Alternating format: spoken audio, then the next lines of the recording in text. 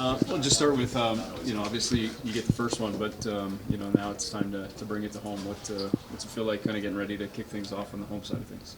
It's exciting. I think it doesn't really matter how long you've played. The first game's always an exciting one at home. I think it's one that you circle on your calendar every year. And, thankfully we're coming in with a win under the belt and a good performance, a couple periods at least. And, we're just excited to play in front of our own fans. We obviously talked a lot about last game, but what for you stood out as one of the biggest things you learned about your team in one game? Well, I've been lucky and played on some really good teams, and one of the first signs of a good team is guys sticking up for each other and being a brotherhood in the locker room and on the ice. And I thought it was pretty evident that guys care about each other here and are willing to play for each other. And obviously we got to find a little bit more control in that type of scenario and pick our spots. But it's hard to argue with liking that response. How do you kind of control your response? And like obviously what happened to Kevin was pretty tough, I imagine. Like, how do you prevent maybe losing control of that the next time a similar situation comes up?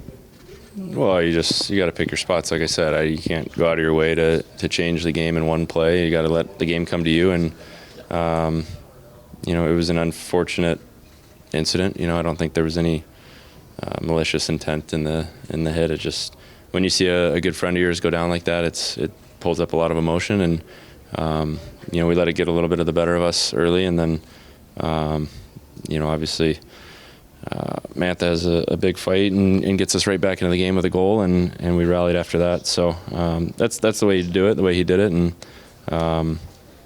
like I said, you're happy that there was a response, but we'll learn from that and be better next time.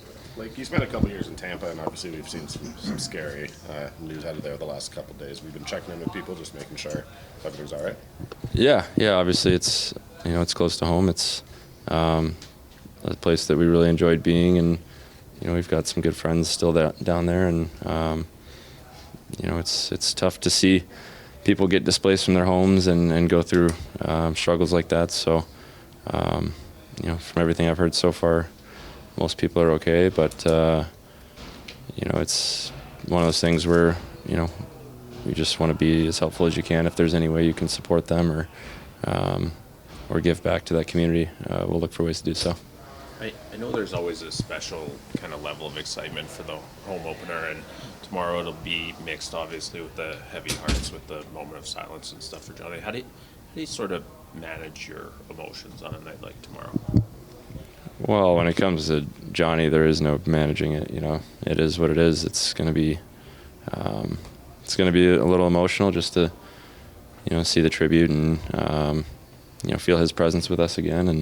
And so it's going to be it's not a light switch you can just turn off, but at the same time, it's way more important than the game of hockey. And he deserves to be remembered and recognized. And happy that I get to be here and see it and be part of it. And then after that, we'll take care of the game.